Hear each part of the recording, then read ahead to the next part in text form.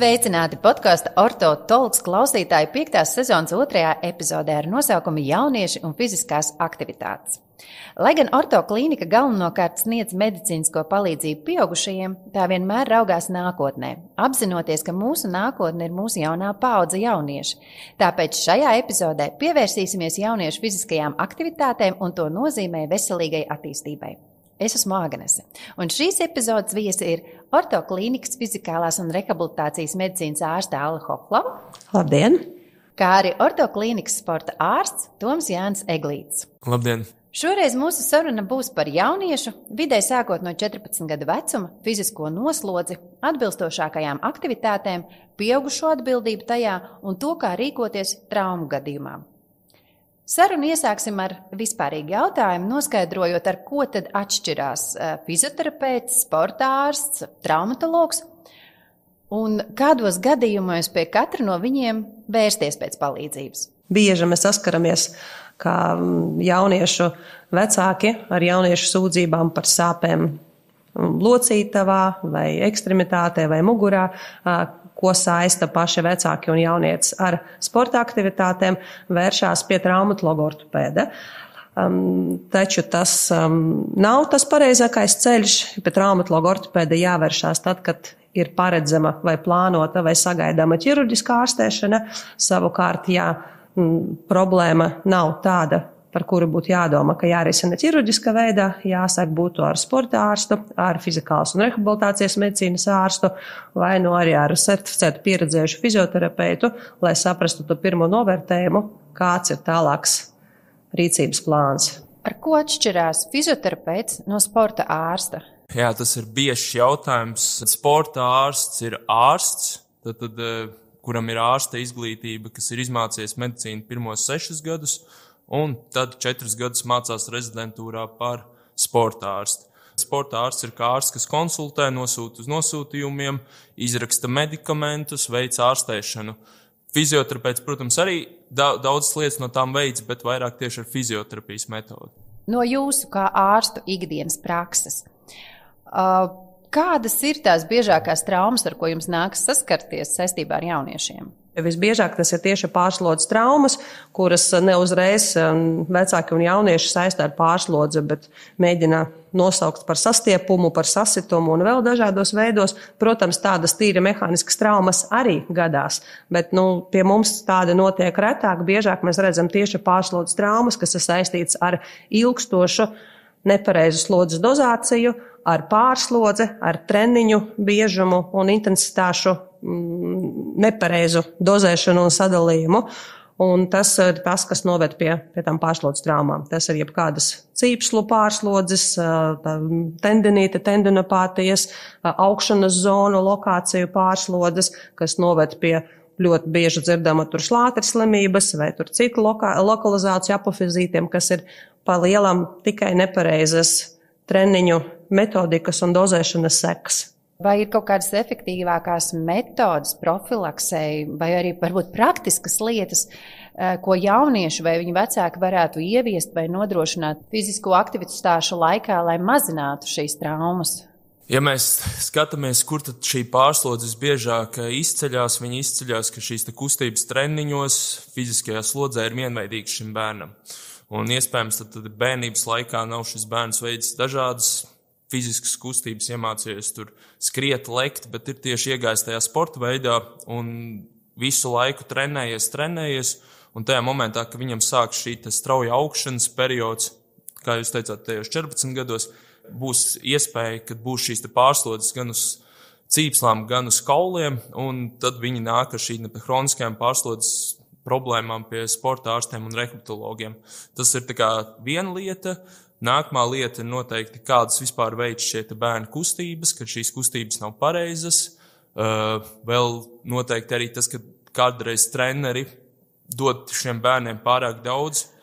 Te arī ļoti svarīgi ņemt vērā agrīnu specializāciju, kas ir milzīga problēma sporta medicīna, īpaši bērnu sporta medicīna un arī jauniešu, jo no veselības viedokļa, no sporta medicīnas viedokļa nedrīkst būt specializācija agrāk par vismaz 12 gadiem, vēlams, ka pat 14 gadi.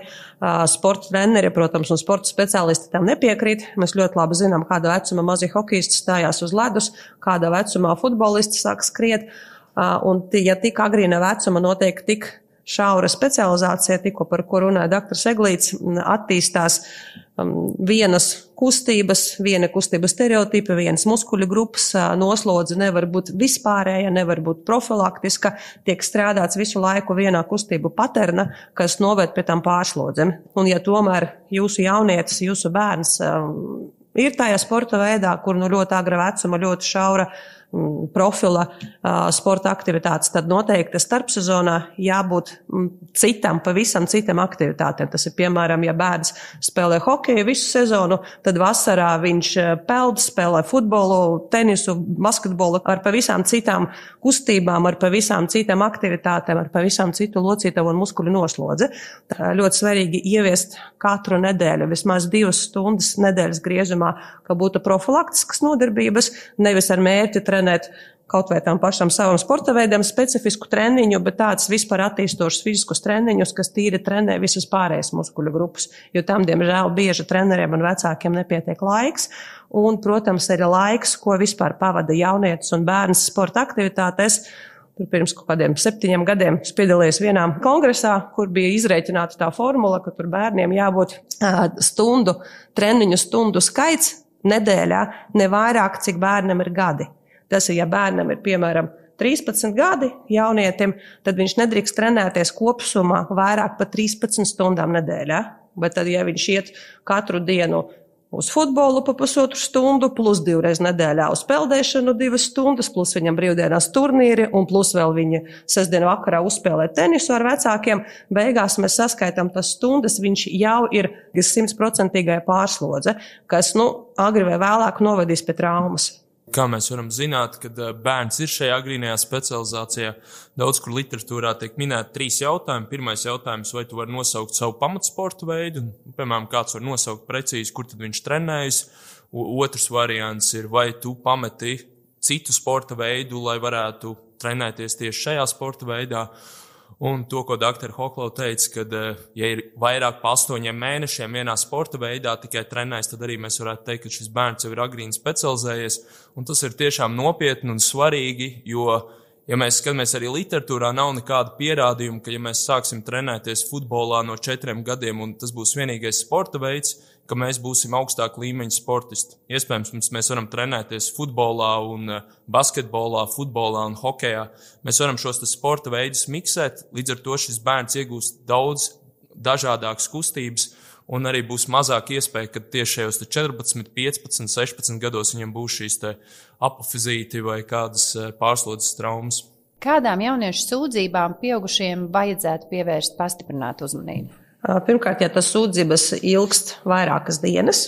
Otrakārt, ja tas turpinoties treniņa programmai, tas sūdzības nemazinās un nepazūd, jo, ja jaunietis atsāk pēc vasaras brīvlaika apmeklēt treniņus, protams, viņam sāp viss māls pēc pirmiem treniņiem, taču turpinot iet uz treniņiem, tas sūdzības pazūd, jo viņš atkal ieiet treniņu režīmā, treniņu ritmā, organisms saka kustēties un darboties, kā tam nepieciešams, un sūdzības pazūd. Ja tā nav, ja tas sūdzības ir ilgākas, tam noteikti jāpievērš uzmanību, ja katru reizi pēc treniņa vai pēc sacensībām sūdzības pieaug, ja bērns vai jaunietis pieklibo vai var redzēt ikdienas aktivitātēm, kas sāk saudzēt šo vietu, vai tur plecu, vai elkoni, vai celi, vai potīte. Ja mēs redzam kaut kādu pietūkumu, ja pamanām, ka treniņu vai spēles laikā viņš saudzē šo zonu, tad noteikti tam jāpievērš uzmanība, jo tādā agrīnā pusauģa vecumā un arī vēlīnajā pusauģa vecumā liela daļa jauniešu, diemžēl, neatzīsies. Viņi tik ļoti baidās, ka viņus noņems no laukuma un nelaidīs spēlēt, un viņi mājās neteiks, ka viņiem sāp, un viņi to noklusē, neizprotot tas sekas, ka vajag ievērot pauzi šajā brīdī, un tāpēc tas problēmas var tiek ielaistas.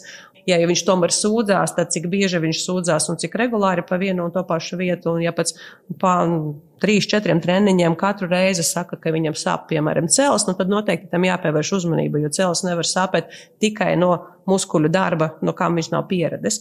Savukārt, ja viņš atnāk pēc treniņa un saka, ai, māma, man sap viss smells, bija smags treniņš, skaidrs, tev bija pauzīte, tagad jāiet atpakaļ ritmā. Jaunietis, ja atnāk vakarā mājās un saka, ka viņš ir noguris un viņš vēlētos izlaist treniņu. Vai labāk izlaist, vai tomēr motivēt un teikt, nē, neizlaid, ej, tev vajadzētu tomēr iet? Tā, ja mēs atkal ķeramies tam vecumam, ko jūs minējāt 14 gadu, es teiktu, ka tas tāds strauši augšanas periods. Jāatcerās, ka šis bērns šī laikā arī izaug, un bieži vien viņi izaug 10-15 centimetrus, un tas tāds viens gads dzīvē, viens moments, un lai mēs izaugtu šo centimetru, mums vajag ļoti daudz enerģijas, ja? Un tas ir pilnīgi normāli, ka var būt tādi izsīkuma brīži, kad šim bērnam var dot atpūtu. Īpaši, ja tie ir treniņi, kas ir katru dienu, tur 5 reizes nedēļā, tādi brīži var pienākt, plus vēl skola. Un noteikti dažkārt veselīgāk ir atļaut bērnam neaiziet uz šo treniņu, bet ja tie ir, piemēram, 1 vai 2 treniņi, kur viņš neiet, tāpēc, ka nepatīk, tad jādomā par tām lietām. Bet tas tāds jāpazīst šis savus bērns, jāzina, vai viņš tiešām ir noguris, vai tur ir kaut kas cits, kāpēc neiet uz treniņiem. Bet, jebkurā gadījumā, ja viņš atsakās iet uz treniņiem, arī, kā Toms minēja, ka tur varbūt ir kaut kāds cits iemesls, kam arī jāpievērš uzmanība, jo citreiz vecākiem varbūt tik ļoti liels gaidas ir par to sporta veidu, un tas bērns un jaunietis nemaz vairs negrib tur piedalīties, vai arī tur iekšā komandā ir kaut kādi konflikti, vai arī kaut kādas nesaprašanas ar treneriem, vai ir vienkārši pašam vairs nepatīk vai grūti un grib kaut ko mainīt, tam noteikti jāpievērš uzmanība, jo, protams, ja maz bērns tur noguris un negrib iet, niķojās, ka grib gulēt, tas ir savādāk, bet jau tāds jau gandrīz pieaudzis cilvēks, 14, 15 gadi, viņi jau diezgan labi saprot, ko viņi grib, un ja viņam tiešām tas sports patīk, viņi drīzāk nevar no tā atturēt. Ja viņš pasaka, ka nē, vai tiešām viņš ir pārguris, vai slikti jūtās, vai ir kaut kādas sāpes, ko viņš noklusē un slēp, vai arī tomēr ir kaut kāda vide un kaut kāda situācija ārpus veselības, kas viņam tomēr liek izvairīties no tā treniņa. Tur noteikti vajadzētu tās situācijas vienu reizi varbūt tiešām var izlaist, bet, ja tas atkārtojas, tam jāpievērš uzmanība. Un arī par to nogurumu svarīgs arī ir uzturs. Uzturs īpaši jauniešiem. Uzturs mūsdienās ļoti klibo ne tikai jauniešiem, bet arī pieaugušiem. Un īpaši tas 14-15 gada tas vecums paliek, jo viņi paliek arvien neatkarīgāki. Viņiem ir sava kabatas nauda, cik viņi tur ēd skolas pusdienas vai cik sapērk sev čipšus vai kaut kādus saldinātus dzērienus tur vietējā veikaliņā pie skolas. Tas jau, protams, kā kuram jaunietim, bet uzturs spēlē lomu gan atjaunošanas spējās, gan augšanā, gan sportošanas sniegumā. Tā kā noteikti, ja jums ir tāds augošs jaunietis, kas aktīvi sporto, būtu ļoti vēlams aiziet arī pie uztura speciālista, izrunāt, cik viņam cik daudz jāiekļauj uzturā, lai tiešām tas uzturs palīdzētu viņam gūt maksimāli labu sportisko sniegumu un veselīgi augt. Droši vien par miegu. Kāds varētu būt tas balans, fiziskie treniņi, skola, miegs? Ko es daru dažreiz savās konsultācijās, tad sarakstu šo dienas plānu sportistē, tad paprastu, cik ilgi viņš ir bijis. Kad ir bijis pirmais treniņš, bieži vien saka 6 no rīta, tad ir treniņš līdz 8 rītā, tad ir skola, tad nākamais treniņš 4, tad 4 līdz 7 treniņš, tad tiec mājās, izpild mājas darbus, tad miegs, un tad tu tāds saliec visu to grafiku, un tu sāc prasīt, kurā brīdī tu ēdi. Es neēdu tur launagu vai kaut ko pie slodzes. Un tad sāc atrast tās kaut kādas kļūdas, kas var novest arī pie tā, kad ir šis te uztura iztrūkums, ir hronisks kaut kāds nogurums. Vienkārši arī mājās loģiski izrunāt šo dienas plānu arī nav slikti, tā kā ar sportistu, saprast tās lietas. Un pa miegu runājot, protams, miegs ir svarīga lieta, lai mēs atjaunotos, un tās 8 līdz 10 stundas tajā vecuma posmā pie 1-2 treniņiem dienā ir principā obligāts. Sabiedrībā ir jau mūsdienīgi un pat populāri. Cilvēkiem kaut kādā konkrētā vecuma posmā, apmēram ap 40 gadiem, vajadzētu regulāri iziet profilaktiskās apskates. Kā ir ar šo vecuma posmu jauniešiem un it sevišķi tiem, kas nodarbojas ar fiziskajām aktivitātēm? Mums Latvijā īstenībā ir ļoti arī valsts atmaksāta sakārtot sistēma, kur bērni iet profilaktiskās pārbaudes gan Rīgā, Valmierā un Liepājā, tad pie sporta ārstiem, un viņiem tad pēc noteiktiem kritērijiem, pēc elektrokardiogrammas, pēc veselības tiek izsniegts atļaujas gan piedalīties sacensībās, gan sporta nodarbībās. Ja? Tad tas viss ir pieejams sporta skolas bērniem bez maksas Latvijā, un visi bērni var tur iet un arī izrunāt sportārs dažādas jautājumus. Un tā būtu tāda pirmā pārbauda, droši vien, kas būtu pareizi pārbauda. Tad būtu pamaz, kad vienkārši ar jaunieti kopā aiziet pie ģimenes ārsta, kurš izraksta zīmi, kad viņš ir atbilstošs fiziskajām aktivitātēm tādām un tādām, bet tomēr vajadzētu aiziet jau specifiskāk pie sporta ārsta, tur uztur speciālista, varbūt pat pie fizioterapeita. Jā, tas, ko es teicu, tas ir likumiski noteikts, tātad treneris nemaz nevar trenēt bērnu, ja viņam nav bijušas šīs atļaujas sporta dispanserā pie sporta ārsta.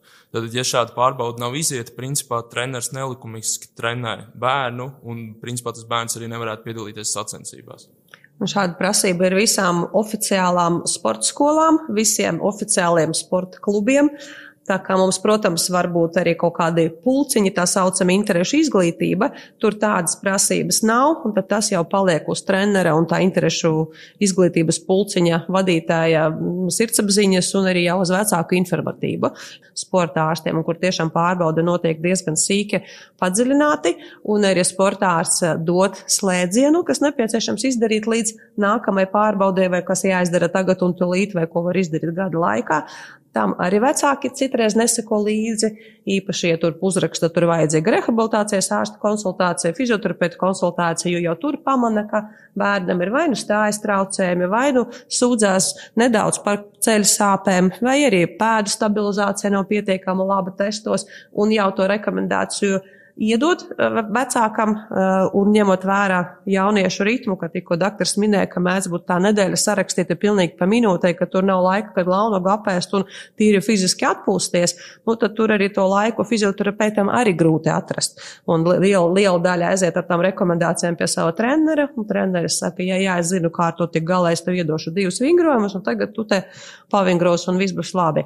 Nu, ar to nevienmēr pietiek. Es redzēju tādu labu bildi, kur sportists ir pašā vidū, ja mēs skatāmies tādu komandas darbu, kur ir gan traumatologs, sportārs, rehabilitologs, fizioterapeits. Ja? Un šeit ir tas, un arī uztur speciālists, psihologs, treneris, visi šis te lielais personāls ir apkārt.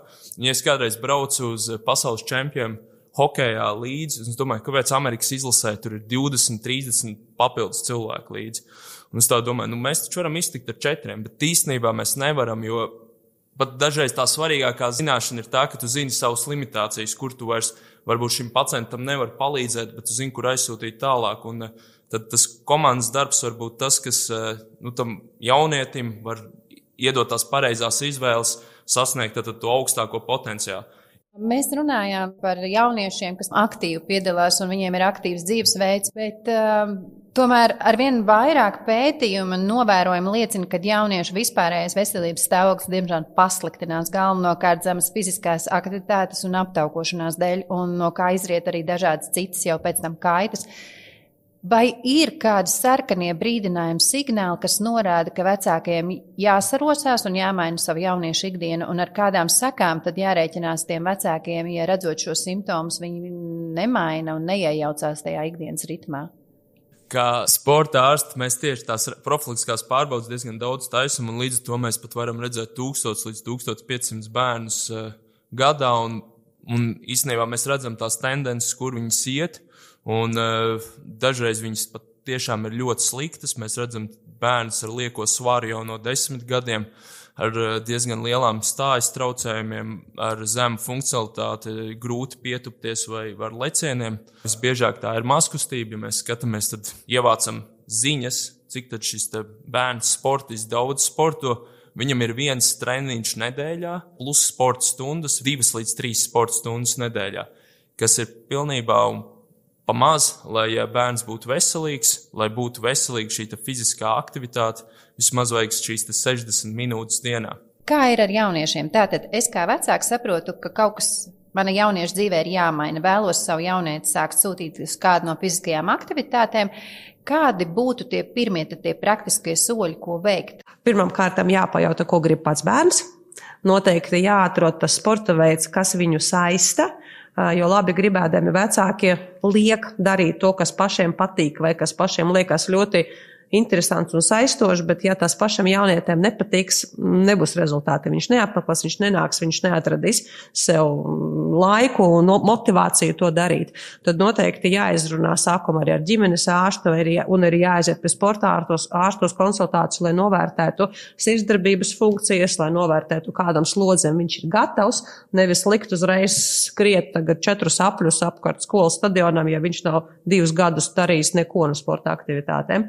Un tad noteikti arī nokonsultēties vai pie fizikālās rehabilitācijas medicīnas ārsta, vai arī pie certificētā fizioterapeita, lai novērtētu stāju, lai novērtētu gaitu, vai mēs redzam jau lielas asimetrijas un kaut kādas sākotnējas deformācijas, kas ar ļoti lielu varbūtību novadīs pie sāpēm un pie pārslodzes traumām sportā, un nevis sāktu risināt, kad viņas sākās, bet sākumā sakārtot jau to stāju, sakārtot to muskuļu balansu, sakārtot kardiovaskulāru sistēmu, un tad jau sākt kāpināt to slodzi. Jo te, diemžēl, bieži uzsāk otrādi, sāk darīt maksimāli visu, pēc mēnešiem sāk sāpēt viss, atnāk pie ārstiem, konstatējam pārslodzi, dēļ kā jāievēro atkal miers un samazināts fizisko aktivitāšu daudzums, un atkal mēs atgriežamies pie tā paša, kur esam bijuši. Ja tomēr gadījusies tāda situācija, ka jaunietis ir bijis ļoti maz fiziski aktīvs, pirms to atsākt vajadzētu, tam pieiet tomēr nopietnāk.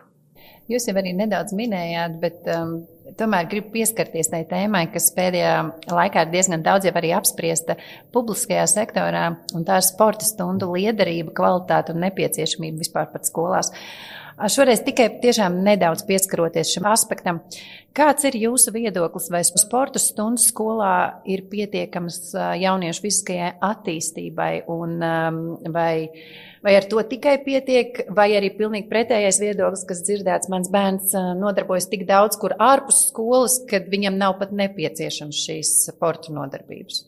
Es domāju, ka sporta stundām jābūt ir katru dienu. Jā, bija tāds sporto visa klasa pētījums, kur bērniem bija katru dienu sporta stundas, gan funkcionālajos, gan kognitīvajos, tad arī visas spējas matemātikā viņiem uzlabojās, un tā ir principā vienkārši Pasaules veselības organizācijas prasība, kad 60 minūtes tiek nodarboties ar kādu fizisku aktivitāti.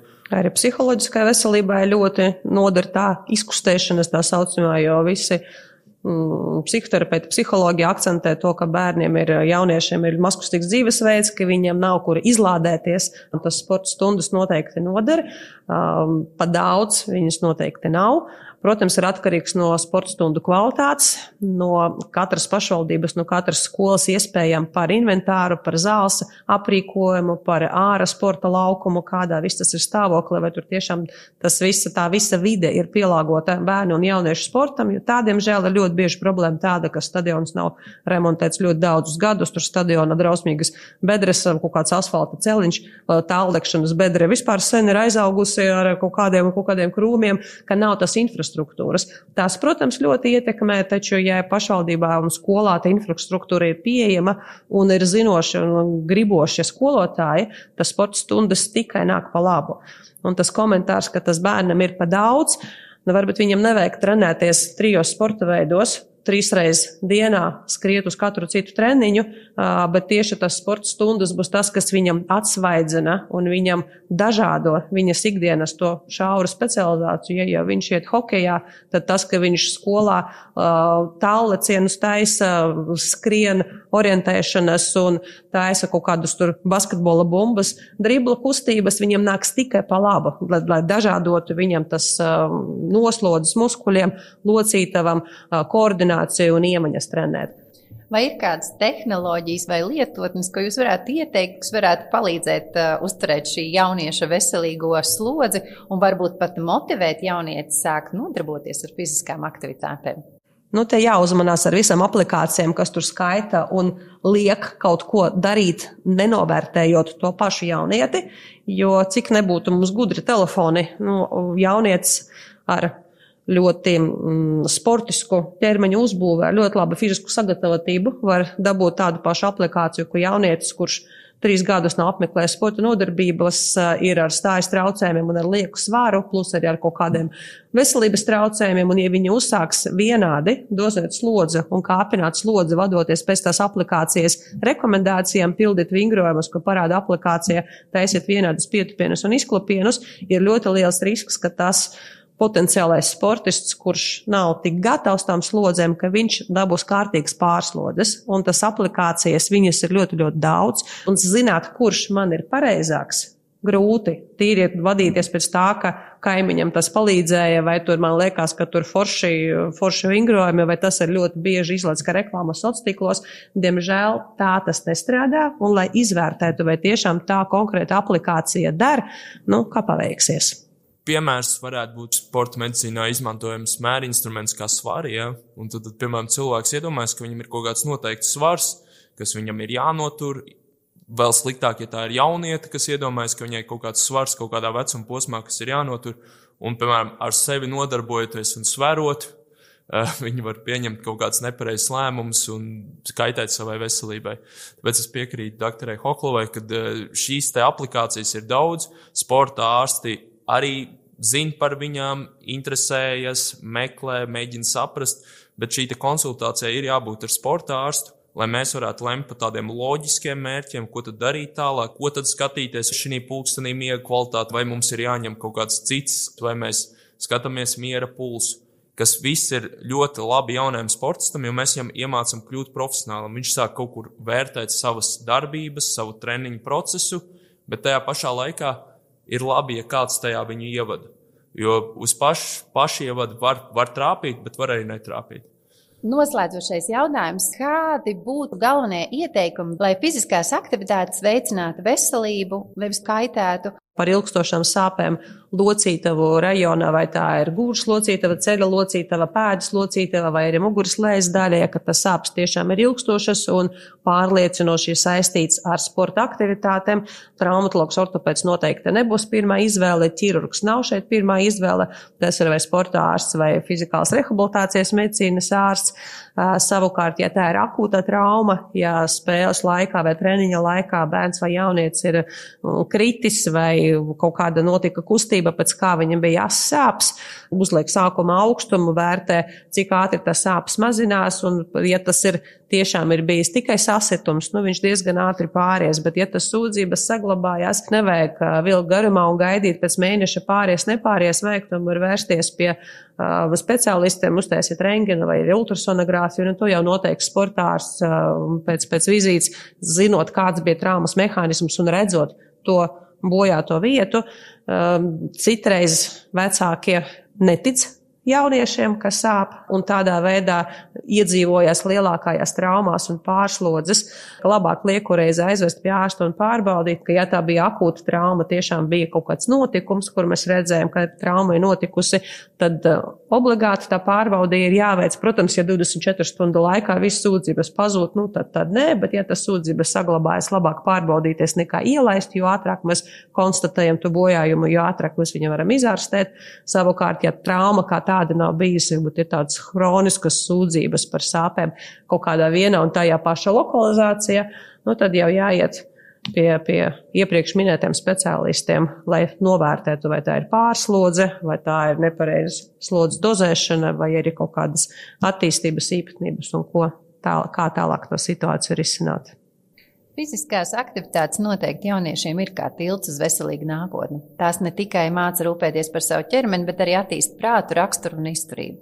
Un kā saka ortoklīnikas fizioterapeiti, visu darīsim bez pārspīlējumiem, bet pamatīgi un droši.